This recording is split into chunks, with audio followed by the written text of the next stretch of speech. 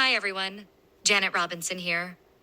Welcome back to the Deep Dive, the only place where my favorite normies, Tommy Bennett and Lilly Jones, unpack the mysteries from uncomfortable theories. So sink into your beanbag chair, grab a warm cup of tea, or just keep your eyes on the road. And let's get into it. Tommy, Lilly, take it away. I want to start today with a question.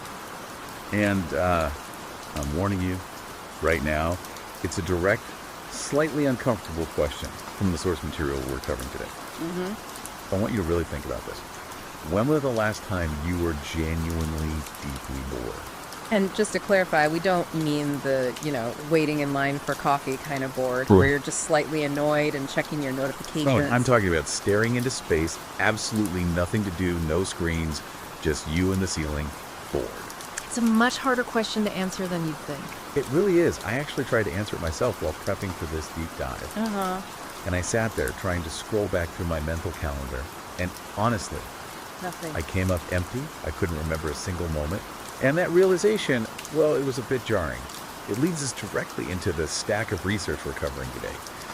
We are looking at a pretty heavy lecture transcript and a collection of neuroscientific papers titled The Boredom Apocalypse. It sounds a bit hyperbolic, doesn't it? Apocalypse. Right, a little dramatic. But when you actually get into the source material, specifically the neurological data, you realize the stakes might actually be that high. Okay. The core premise here is fascinating. We tend to view boredom as a bug in the system. A glitch. Yeah, a glitch. It's uncomfortable. It needs to be patched immediately. Usually with a glowing rectangle. Precisely. But the argument here is that boredom is not a bug. It is a feature, a critical evolutionary feature of human consciousness. And the scary part is, we are systematically engineering it out of existence. Oh, you are. And this deep dive is going to be our roadmap through that. We need to unpack the neuroscience of why we biologically need to be bored, how tech has waged a literal war on that state of mind. And then, the part that actually rattled me, the physical, structural changes happening in our brains because of it. It's not just behavioral changes. The source says it's tissue damage. That's the claim. And I'll be honest, when I first read that, I was skeptical. I thought, okay, maybe my attention span is shorter, but brain damage. But the fMRI data in here is pretty hard to ignore. So let's get into it. If the source material is right, we aren't just killing time. We might be killing our ability to think.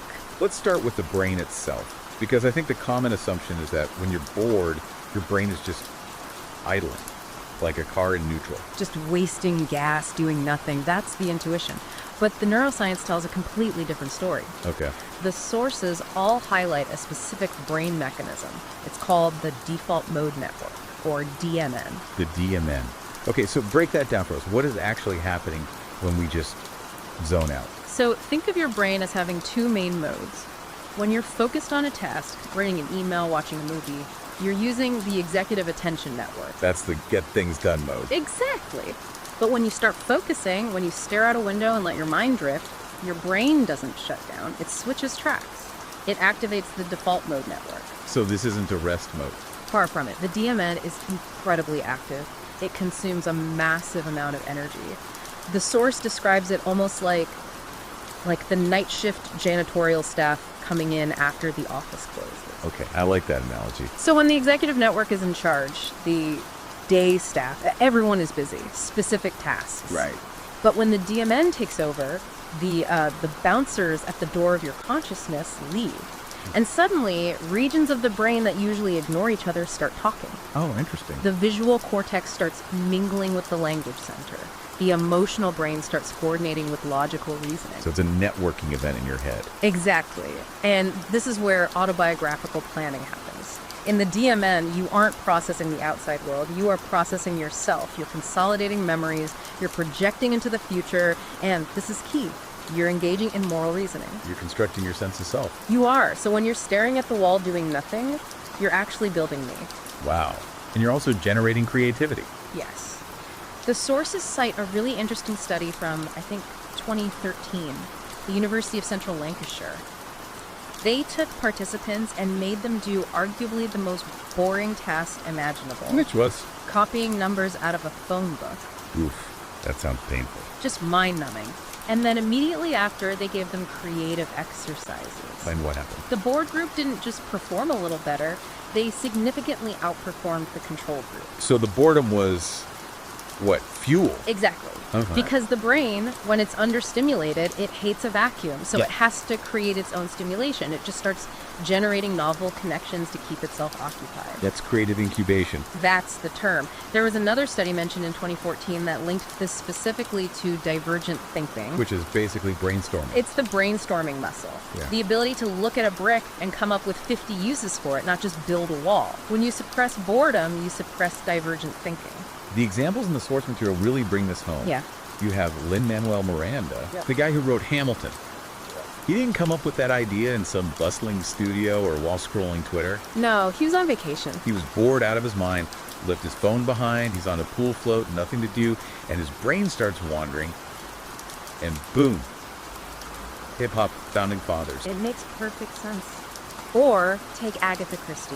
The source mentions she credited boredom as her primary source of inspiration. Right, she said, there is nothing like boredom to make one right. And George Balanchine, the choreographer, he said his best ideas came while he was doing laundry. Laundry is the ultimate DMN activity. It really is. It requires just enough physical attention that you can't do complex math, but not enough to occupy your mind. Kinda. It leaves the door wide open for the default mode network.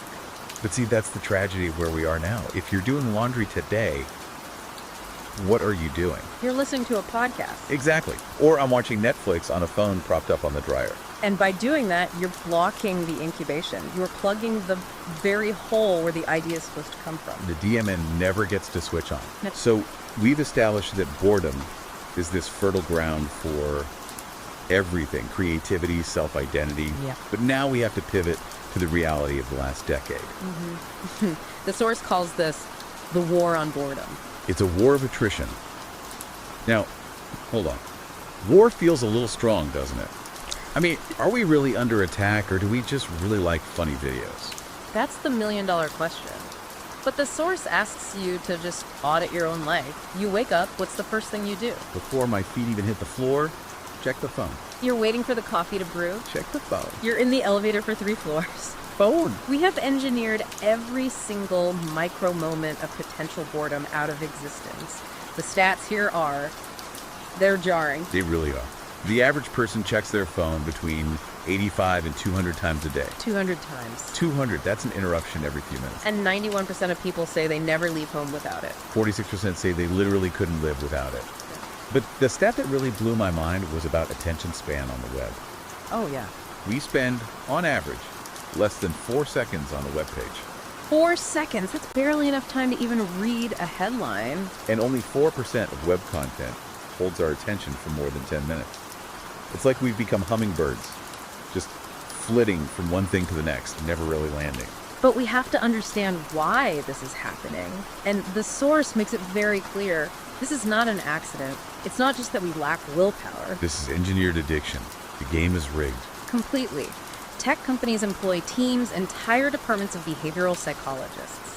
Their whole job is to figure out how to hijack the human dopamine system.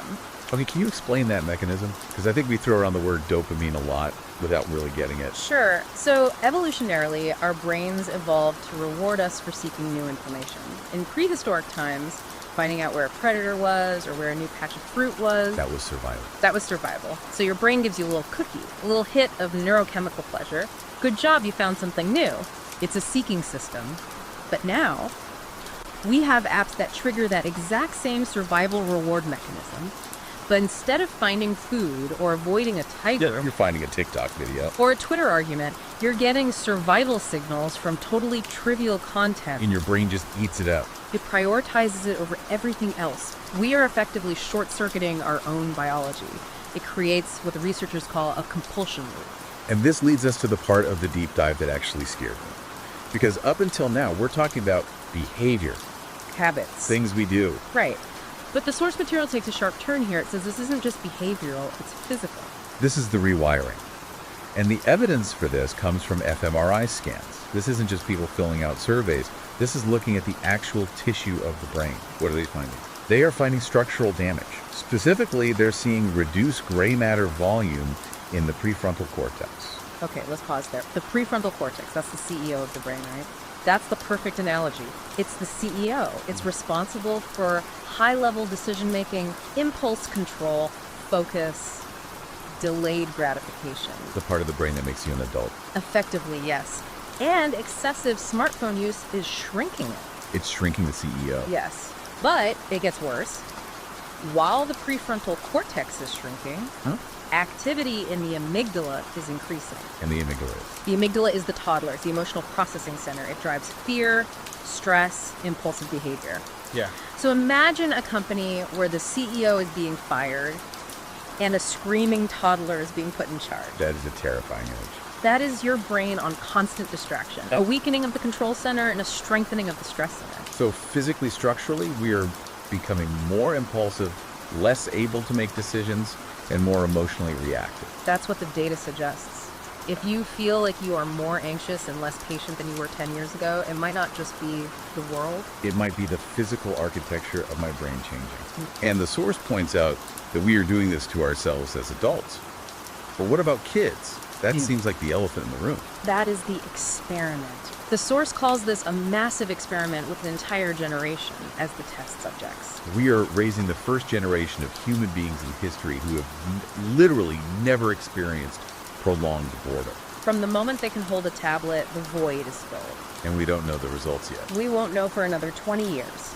But if the adult brain is showing gray matter reduction, the implications for a developing brain are Catastrophic. This moves us into what the source calls the cognitive collapse.